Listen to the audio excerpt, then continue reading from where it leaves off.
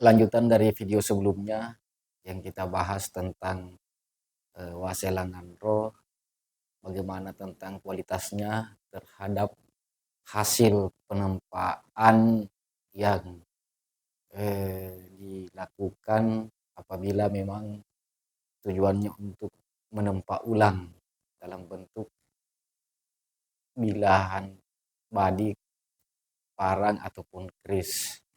Jadi seperti yang saya katakan sebelumnya, motivasi dari orang-orang untuk mencari besi Waselangan Ru ini itu macam-macam. Ada yang memang berniat untuk mengkoleksi, ada yang memang niatnya untuk menjadikan bahan pamor daripada pusaka yang akan dipakai pribadi. Seperti itu yang banyak saya dapatkan di komunitas-komunitas pecinta pusaka. Nah, di sini mungkin ada eh, tiga tiga buah keris atau tiga batang keris mungkin yang saya perlihatkan, yang mana bahannya ini bukan dari Wasilangan Pro. Jadi secara pamor mungkin tidak terlalu kelihatan. Kebetulan ini juga belum saya bersihkan.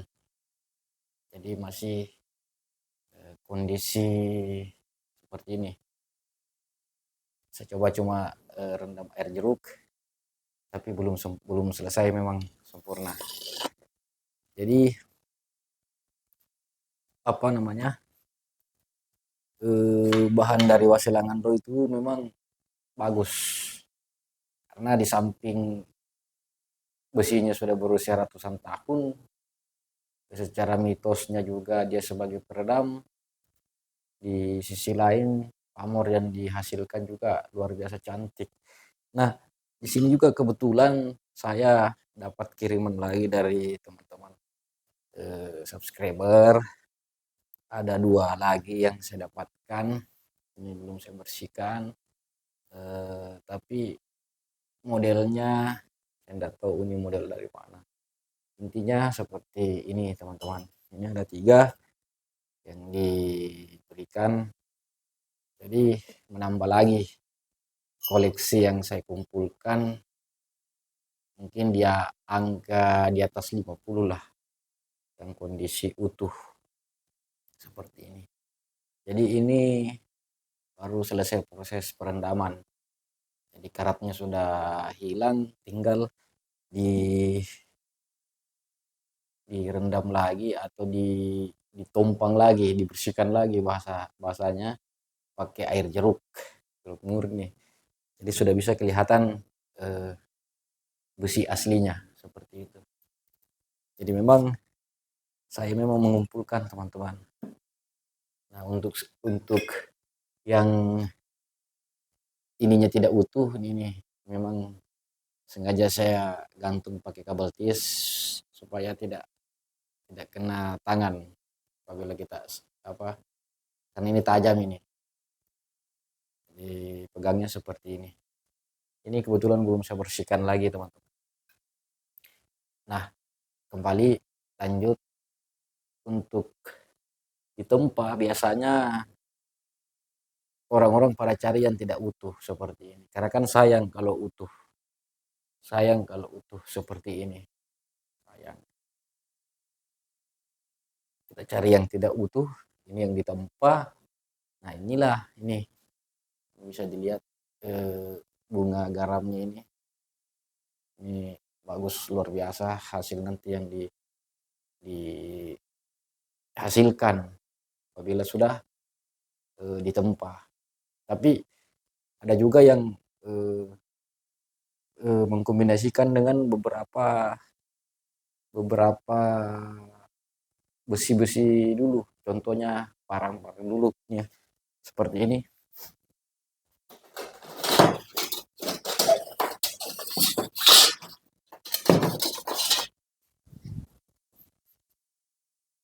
Ini namanya si orang Sinangke. Jadi ada juga yang mix, artinya menggabungkan dua bahan Selangandro dan Sinangke sehingga menghasilkan bila kris yang berpamor. Jadi ini contohnya yang tidak menggunakan bahan dari Selangandro, tapi bahannya tetap dari besi tuah, seperti itu teman-teman. Nah, yang seperti ini, yang mengkilat ini menggunakan bahan dari campuran Selangandro, teman-teman. Jadi seperti ini hasilnya. Jadi sangat bagus memang, karena materialnya dan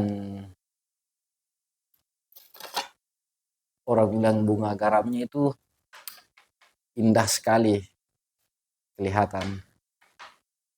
Jadi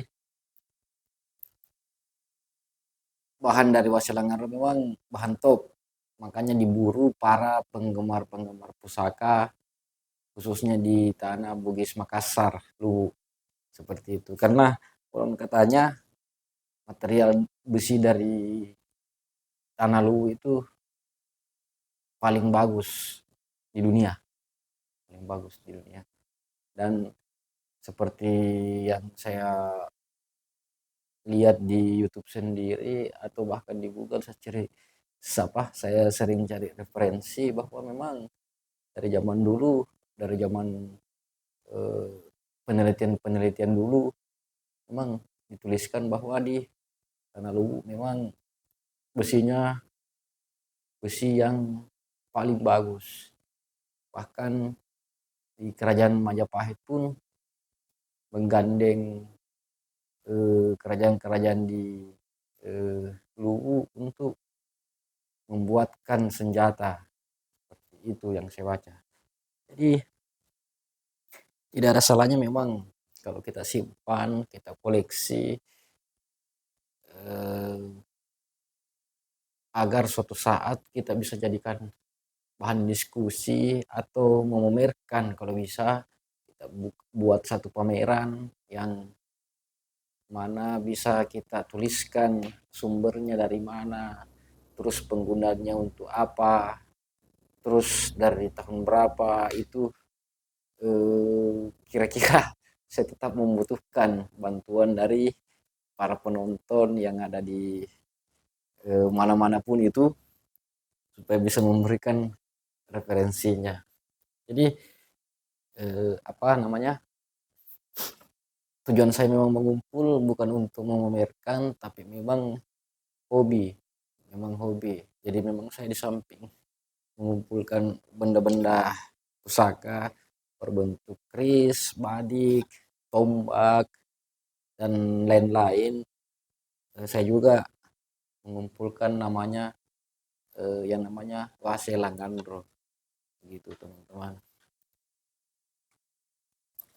Jadi untuk teman-teman yang ada di luar sana, saya harapkan, sangat-sangat mengharapkan informasi apa saja yang berkaitan dengan Selangandro ini, baik itu dari segi di mana kita bisa dapat, atau mungkin harganya berapa kalaupun ada yang diperjualbelikan. Jangan sampai saya juga masih mampu untuk membeli, supaya koleksi saya bisa bertambah. Karena tujuan saya memang mengumpulkan untuk menjadikan bahan diskusi teman-teman suatu saat nanti, apabila jumlah dari Selangandro ini sudah mulai berkurang. Tapi saya rasa kalau ada yang mencari, pasti ada yang ditemukan. Karena di luar sana, teman-teman, saya perhatikan di media sosial banyak yang menampilkan hasil temuan-temuannya yang berbentuk Selangandro. Bahkan ada juga yang memperjualbelikan seperti itu. Jadi eee, untuk referensi pembuatan pusaka, ya sebaiknya gunakan juga bahan-bahan dari besi-besi yang sangat tua, besi-besi yang punya nilai histori, dan tentunya besi-besi yang eh, secara apa namanya, secara hasil yang dihasilkan nanti, pameran yang dihasilkan itu tidak mengecewakan, seperti itu teman-teman. Jadi karena ini juga mungkin besok saya masih dapat satu kiriman lagi, saya tidak tahu berapa banyak. Intinya tadi sudah ditelepon bahwa ada yang ditemukan lagi, dan insya Allah akan dikirim ke saya sebagai perbandingan. Tapi kan itu kirimannya tidak gratis, saya tukar, saya barter dengan keris, ada keris saya di situ bilahannya, saya barter dengan bilahan keris dan beberapa batang badik, karena yang bersangkutan katanya mau menjual kembali. Jadi kan saya bilang sayang kalau eh, apa namanya, eh, Waselangon-nya ini yang mau dijual. Karena kalau sudah dijual dan ditempa ulang, kita tidak bisa bikin kembali. Kalau badik masih bisa kita bikin, keris masih bisa kita bikin, parang pun demikian, tombak masih bisa kita suruh tempa di pembuat pembuatnya. Tapi kalau ini saya rasa sulit kita mau buat, kita mau bikin, karena bahan apa lagi yang kita mau pakai untuk membuat seperti ini? Bahan apa lagi yang kita mau tempah untuk membuat seperti ini? Belum tentu juga hasilnya seperti ini. Pasti yang namanya barang baru, tempahan baru, hasilnya itu rapi. Sementara ini yang sekarang ada ini bukan bilang tidak rapi, cuman ya kan namanya barang tua. Ini seperti ini teman-teman, ini masih tebal ini. Ini kalau kita sudah bersihkan dengan air jeruk, luar biasa. Ini guratan-guratan pamornya nampak sekali. Jadi itu saja teman-teman yang mungkin saya bisa sampaikan lagi, bahwa hari ini memang saya kedatangan lagi tiga tiga buah waselangan roh kiriman daripada subscriber yang minta barter dengan Chris dan Badik, seperti itu. Oke. Oh iya, tetap saya akan berikan gift satu buah badik bila mana teman-teman ada yang berkomentar dan komentarnya itu menarik, dan memberikan informasi yang tentunya bisa menambah wawasan saya lagi. Itu saja mungkin yang bisa saya sampaikan. Mudah-mudahan besok setelah dapat barangnya lagi, saya akan review lagi tentang bagaimana modelnya, bentuknya, dan eh, apa saja yang bisa dihasilkan dari hasil itu. Oke, sekian dari saya. Terima kasih telah menonton.